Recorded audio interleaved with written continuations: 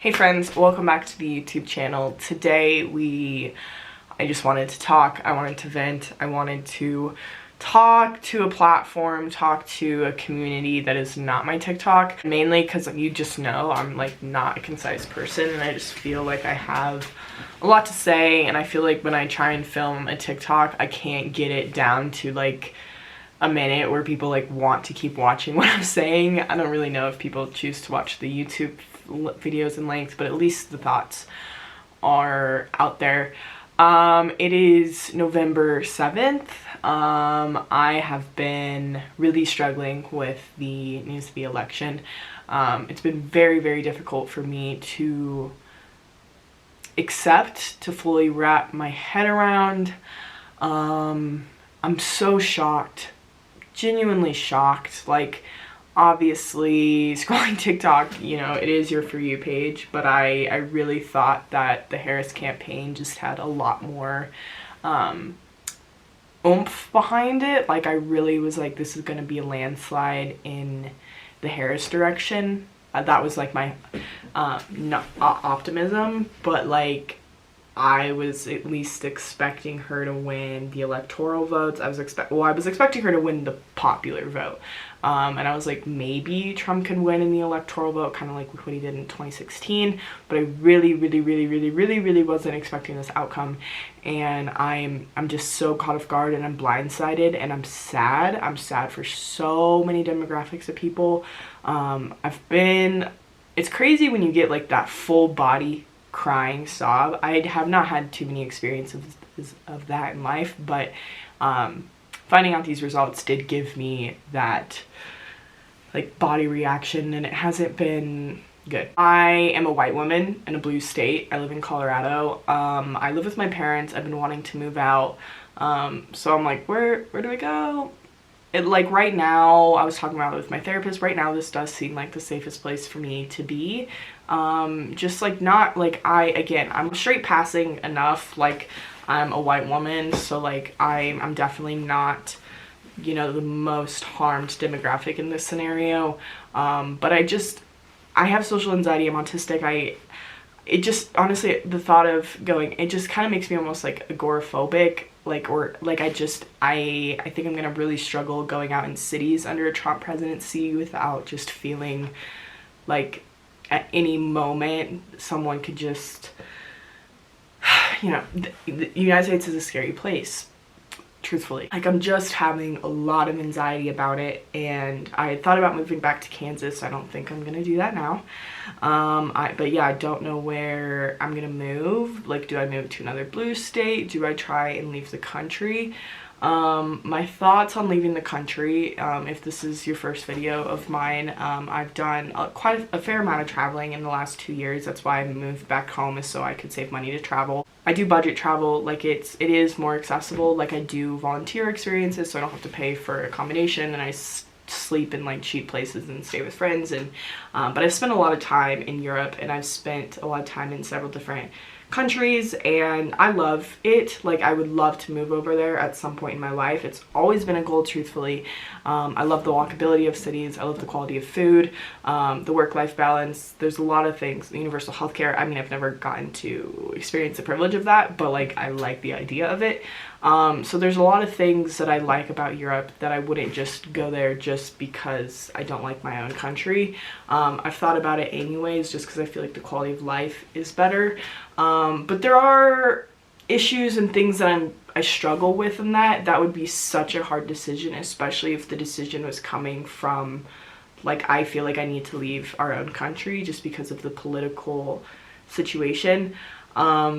That's just hard because it doesn't fix anything. Of course, like, my situation would be more comfortable, and for a lot of people, like, that is just what you're gonna have to do, and like, people are going to, if they're able to make that choice, like, they're going to make that choice. But there's part of me that is like, it's not gonna change anything, because like, most Americans are not going to be able to leave, and most Americans won't leave, because this is our home. Like, this is our country, and there's so much wrong with our country. Our country was, you know, founded on a genocide and founded on white supremacy and misogyny. Like, even despite our history, like, this is still our country. And so there is this level of like, I don't want to see my country in pain. Like, I don't want to see my country not doing well. Like, even if I move, I'm still gonna have to read about women dying, about trans, like, I'm still gonna have to engage in that. Like, I wouldn't just leave and like never look back, especially because like people think that if you leave the United States, like maybe everything will be solved. I don't want to burst any bubbles, but like wherever you go, there you are. So like, you take everything with you. I mean, that's a huge part of why I've had to like kind of, I want to take a travel break, and I do want to move somewhere, and I want to just like be in one place. And that's why I wanted to move within the United States, because I wasn't mentally ready to go abroad and try and move abroad and try and figure out this visa stuff, because it's exhausting. Like, I've already been experiencing burnout, so I'm very scared of like how my mental health is going to do with like moving, and I need a job, and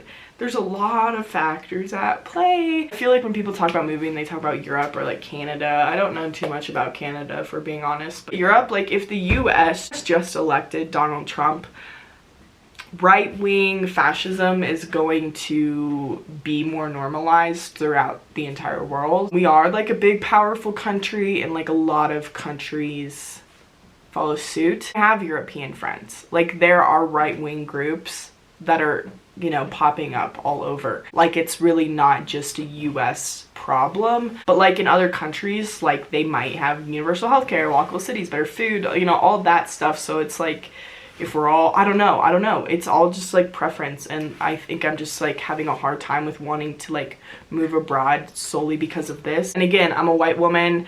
There are gonna be people that are more affected, and I saw this video where it talked about white people and just them moving abroad at the sight of like any inconvenience or like pain, and just how there are people like Native Americans that they've stayed for their land, and they've endured everything that America has thrown at them. And like, a part of me does want to stay here and exist in my identity, like out of spite.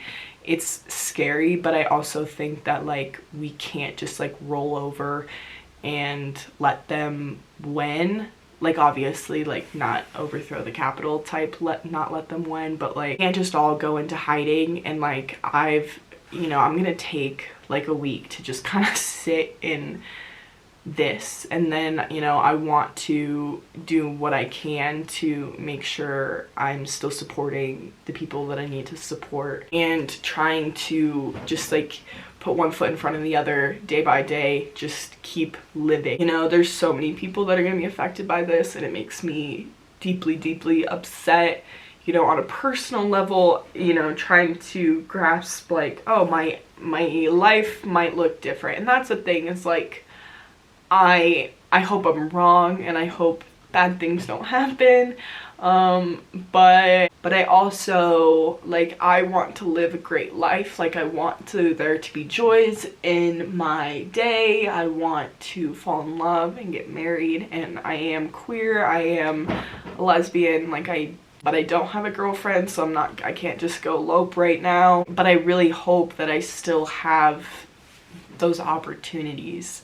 And I feel like existing in our identities and community, like, it's all a sign of like resistance, and like, we're going to make it through this. This is going to be hard for a lot of people, but like, we will persist. I just want to keep like educating myself and feeling like I can do more, because I know that I can do more. And I've really been wanting to develop a community, and that's like one thing that where I move, that's the thing that I'm like looking for, and that is what would make this time productive and able to function, because I need to move. Like, I really can't keep living in my parents' house. It is so bad for my mental health, and like, I just don't feel like I can be a person and grow and be productive with my life. Like, I'm really, it's served its purpose, but but now I'm ready for a new chapter. And so this is definitely going to, I don't know what I'm doing. Like I really need to think some options through, but I want community, you know, I want to be around queer people, I want to be around women, like I want to be around just like a good group of people that I feel like we can all lean on each other during these times. And I feel like no matter where I go, I'm gonna struggle to make friends because I'm also autistic and I struggle with maintaining friends, and it's difficult. When I've been traveling, like when I've stayed in places for a longer period of time, I have been lucky enough to make great friends and it's been like a good community, but then you say goodbye, you disperse yourself. I honestly think COVID like changed the way that I needed to interact with people. Like I really did not see anyone until I was vaccinated. Like I saw people, but like from 6 feet apart. Like I hung out with like one friend, like outside. We smoked separately, 6 feet apart. You know, that's like the most social interaction I had. So I got really used to being really independent. And I think because of that, I became hyper independent. And I was like, I don't need people. I don't need community.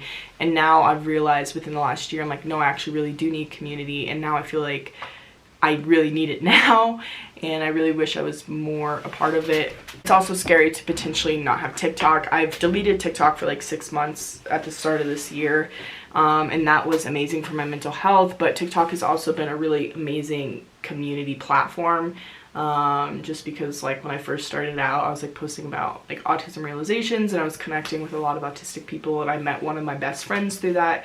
So I don't know, all that to say is like, community is really important. It's really important that we just keep it trucking. Like we gotta keep moving. Like we can mourn, we can be upset, because like we have every fucking right to be so upset and so angry, and I'm so sorry for all the people that we failed. Like I'm saying we as like white women, like fucking disgusting that like I'm in the minority of people, of white women that voted for Kamala Harris. Like it doesn't make sense to me.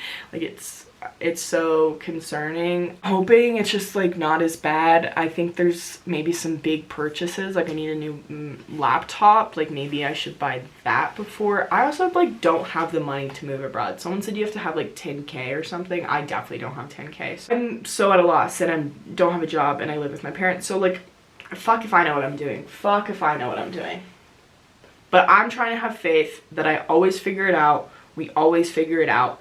And you know, like I think that under Trump, like a lot of people will get motivated to hopefully enact some real change. And you know, I want to be more involved in that. I've been involved in some things like on the local level, and I just want to continue showing my voice in ways that I can. And maybe under, you know, I know under a Biden presidency, like a lot of people probably became complacent. I know I did, because I was like, it's not Trump. But I also was very critical of Biden's administration because of the genocide against Palestinians. So maybe under Trump, like people will be able to, I don't know. I'm nervous about the control over the House and the Senate. I'm very anxious about it all. I really don't know what it entails. Like if Project 2025 is, I mean, I'm assuming it's legit. And if it's able to happen, that's some very, very, very scary stuff. And again, I don't know if I want to subject myself to that in the name of resistance. That sounds fucked. Again, I don't know where I'm coming, but these are just some thoughts that are coming out of my head.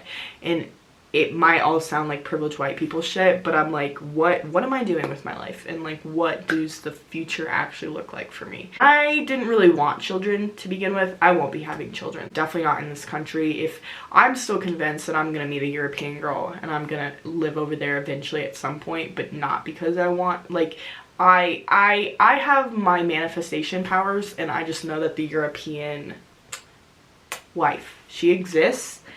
And we're coming. But like, unless we get that dual citizenship, like I will not be having children. I don't really want them, but I will not be raising them in this country. I mean, there's a trillion reasons, but like I couldn't imagine sending my kid to school and they might get shot. And I also couldn't imagine trying to give birth, and I also couldn't imagine IVF, and I also couldn't imagine the prices. I also couldn't imagine the prices. I also couldn't imagine the education. Like, I want my child to grow up educated, but like that's gonna be fucking nuts in this country. So I hope this video wasn't too fear-mongery or anything. Like, I am surprised I didn't cry this entire video. Did I cry? No, I didn't cry. But I'm angry. I'm just like so out of fucking loss, and I'm so disappointed. I mean, him winning the popular, I just didn't even think that was like, genuinely, I didn't think that was possible. I thought, you know, with the movement of like Republicans for Harris, and I genuinely did not think about this outcome. I'd kind of made like, oh, if Trump wins, like I'm definitely not gonna move to Kansas. I'm gonna have to figure something else out. I didn't, like, those plans didn't really form in the brain, like, at all. Just been so anxious the past few months already about my future, and now this made me simultaneously more anxious but also less anxious, because I'm like, we're all going down, like we're all going to burn, and some of us unfortunately are going to burn more than others. And I just want to try and find the joys in every fucking day life. I'm going to, like, joy is, that is resistance, you know, that is a sign of protest, is to exist as who we are and to experience joy. And like, this is my first year being out of the closet, and I don't want to get stuck back in there. So yeah, we are all just going to breathe, and we're going to figure out a plan to move forward, to keep educating ourselves, and to keep, we're gonna keep what? Hope.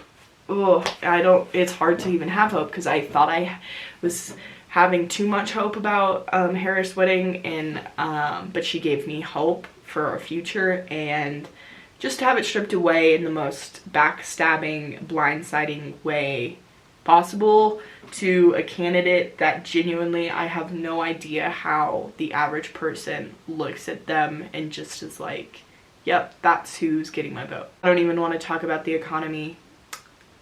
I'm scared. I'm scared for a lot of things, but just know that, like, you're not alone. You're beautiful, you're loved, you're cared for. That sounds like I'm being sarcastic, and like I struggle with like those, you know, but like genuinely, I'm talking to myself, I'm talking to other people in the community, in life, like, stay. You know, I've gone through the mental things, and the thing is like, people will miss you, and people care about you. Your community does care about you, even when it feels, life feels helpless. Like, it does get better, and the future does feel bleak right now, it does. But like Kamala said yesterday in her speech, like, when we fight, we win, and this might just be a long fight. But like, we're here for it. We're here for it, and we're gonna get through it together. Let's lean on each other. Let's talk things through. And yeah, if you need me, I'm here. Not gonna be here, but I have my phone. I don't pick up my phone. Not that any of y'all have my phone number, but like, anyway, you can leave a comment and I will get back to you. And if you need to vent, if you need to let your stresses in the comment section, like, please do. We're in this together. Thank you for being here. Thank you for listening to me vent and talk. And if you relate, if you're scared, if you're nervous, if you're anxious, if you're whatever you're feeling, it's valid. Thank you. So I will see you guys next week. Love you.